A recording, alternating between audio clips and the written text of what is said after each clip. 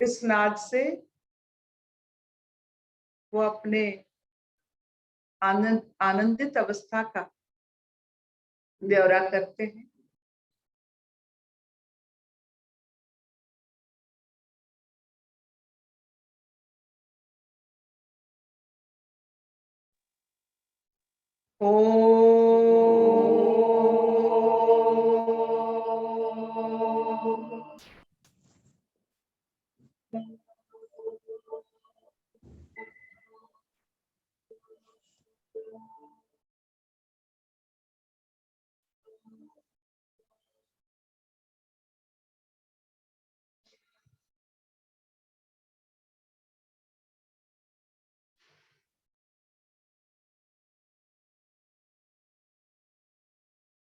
सांख्य योग आज की परिभाषा है एक ऐसी समझ की, ऐसी अनुभूति की, ऐसी आत्मबोध की, जिसको आप अपनी जीवा से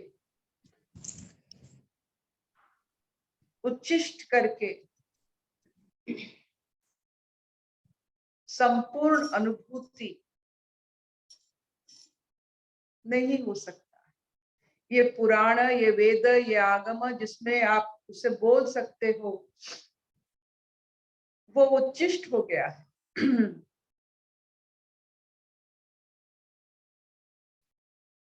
जिसमें जीव का व्यवहार होता है वो उच्चिष्ट शब्द है। जो जितने सारे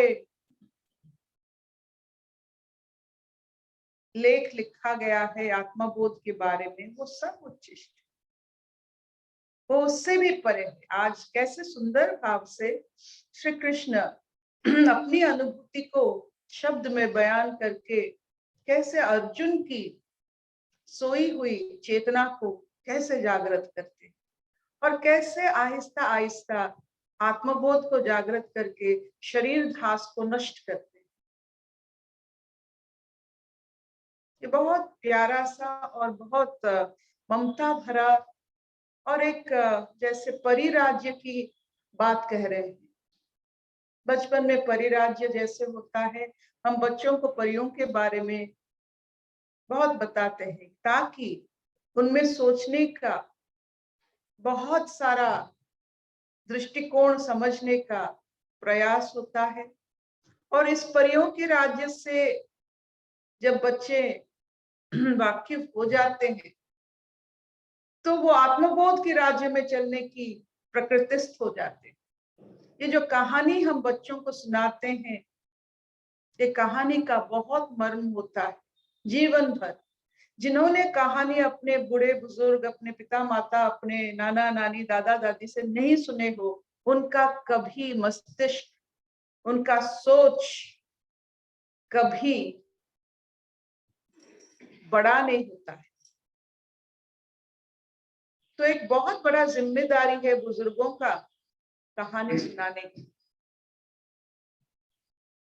तो ये परियों की राज की कहानी जो आत्मबोध तक ले सकता है। सुनिए इस कहानी को, इस सुंदर सा श्री कृष्ण की आवाज से बनाया हुआ ये शब्द कितने प्यारे। द 29th श्लोक।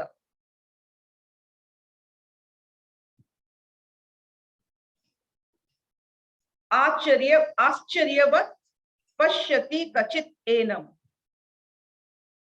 आश्चर्यवत् वदति तथा एव च अन्य, आश्चर्यवत् च एनम् अन्य शृणोति, श्रुत्वा अपि एनम् वेद न च एव कथितः। आश्चर्यवत् पश्यति कश्चित् एनम्, आश्चर्यवत् वदति तथा। तो जो अनुभव करते हैं आत्मबोध को, बहुत अच्छी अच्छी बात कहते हैं। कभी आत्मबोध को अनुभव किया हुआ इंसान उसके बारे में कभी खराब बात नहीं बोला है आज तक। तो ये तो बड़ी एक सीक्रेट बात हो गई है कि ऐसा एक अनुभूति, आत्मा अनुभूति जिन लोगों ने किया है, जिन लोगों ने लिखा है, हर समय अच्छा लिखा। जैसे बहुत अच्छी बात आत्मा अनुभूति के बारे में लिखा गया, इसका मतलब है इसका कोई विपरीत नहीं है। एक दिशा में अगर सब लिख रहे हैं, सब अनुभव कर रहे हैं, इसका मतलब है उसका कोई विपरीत दिशा नहीं है।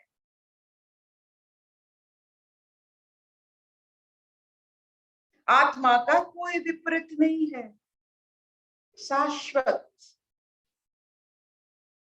और जिन्होंने इस आत्मबोध को अनुभव किया है उनको अच्छा लगा है। इसका मतलब शाश्वत अनुभूति आनंददायक होता है। और जितना भी इसके बारे में लिखा गया है वो पर्याप्त भी नहीं है।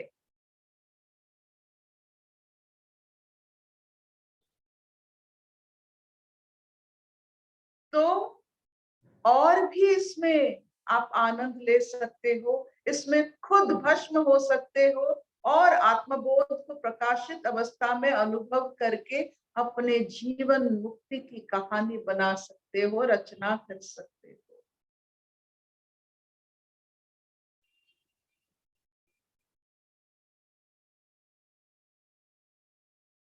और क्या बोल रहे हैं कृष्ण जी कि जितना भी तुम आत्मज्ञानी होगे,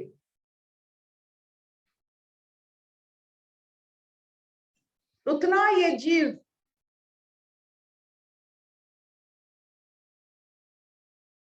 बहुत कम उसका व्यवहार होगा।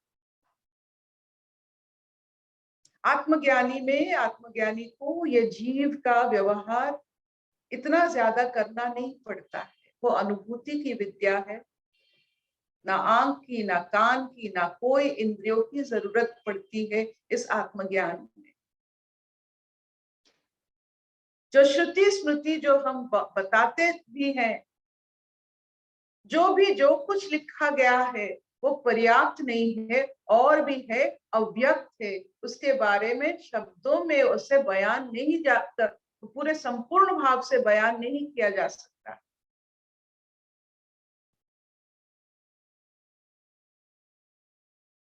और इसके बारे में आगे कल पढ़ेंगे, क्योंकि आज मुझे बहुत जल्दी जाना है, पूरी आज बहुत जल्दी जाना है। तो इतना आज चलेगा छबिननी?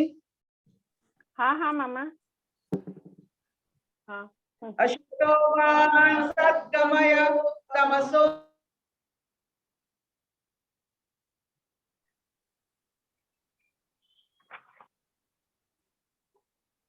साउंड चला गया शायद। सर्वे सर्वे भद्राणि पश्यन्तु मा कश्चित् दुःखम् आप्नुयात्।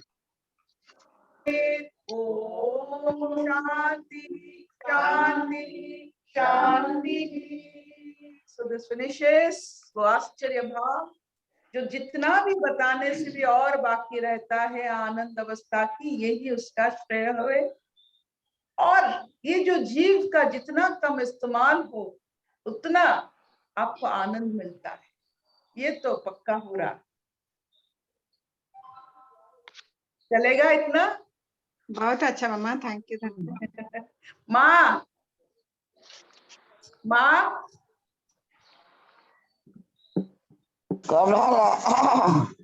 माँ गुड मॉर्निंग, मुझे आउची पूरी दिखाओ। बाय।